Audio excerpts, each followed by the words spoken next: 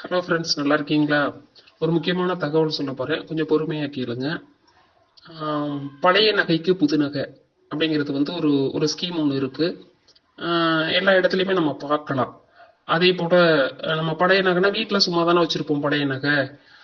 அந்த பழைய நகையை கொண்டே கொடுத்துட்டு நம்ம புதுசா 916 வந்து செய்கூலி சேதாரம் இல்லாம அதே மாதிரி வாங்கிக்கலாம். அந்த மாதிரி ஒரு ஸ்கீம் ஒன்று இருக்கு. அதே போல ஒரு கடையில ஆடு வந்துச்சு. எங்க வீட்டுக்கு பக்கத்து வீட்டுக்காரங்க என்ன பண்ணாங்க, போய் அதே போல 5 பவுன் நகையை கொடுத்துட்டு 2 லட்சம் ரூபாய் பணமும் கொடுத்தாங்க, ஒரு கேரண்டி கார்டும் கொடுத்தாங்க. மினிமம் 6 மாசம், 6 மாசத்துக்கு அப்புறம் நம்ம எப்ப பணத்தை ரிட்டர்ன் பண்றோமோ அப்ப என்ன பண்ணுவாங்கன்னு கேட்டா, அந்த நம்ம கொடுத்த நகைக்கு, பழைய நகைக்கு புது நகை 916ல செய்கூலி சேதாரம் இல்லாம அந்த நகையை நமக்கு கொடுப்பாங்க. நம்ம கடையில இருந்தா எடுத்துக்கலாம், இல்லைன்னா நம்ம ஆர்டர் கொடுத்துட்டு வந்தோம்னாலும் அதே மாதிரி செஞ்சு கொடுத்துருவாங்க. ஸோ அந்த மாதிரி இவங்க என்ன பண்ணாங்க, நகையை கொடுத்துட்டு, பழைய நகையை கொடுத்துட்டு 2 லட்சம் ரூபாய் பணத்தையும் வாங்கிக்கிட்டு கேரண்டி கார்டையும் வாங்கிக்கிட்டு இவங்க வந்துட்டாங்க. வந்து அந்த பணத்தை இன்ட்ரெஸ்ட்டுக்கு, வெளியில இன்ட்ரெஸ்ட்டுக்கு விட்டுருக்காங்க. விட்டதுக்கு அப்புறம் 1 இயர் ஆயிடுச்சு. 1 இயர்ல 2 lakhs நல்ல இன்ட்ரெஸ்ட் கிடைச்சிருக்கு, வாங்கிக்கிட்டு இருக்காங்க.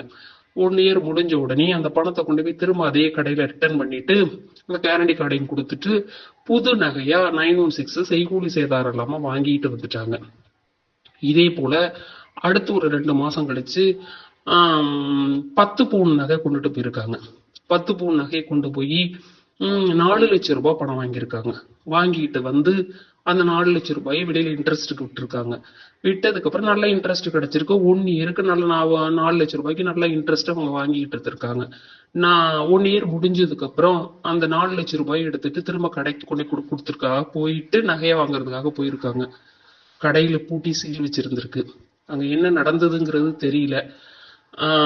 இவங்க அந்த பேராசை பெருநஷ்டம்னு சொல்லுவாங்களே, அந்த மாதிரி இவங்களோட நகை போயிருச்சு.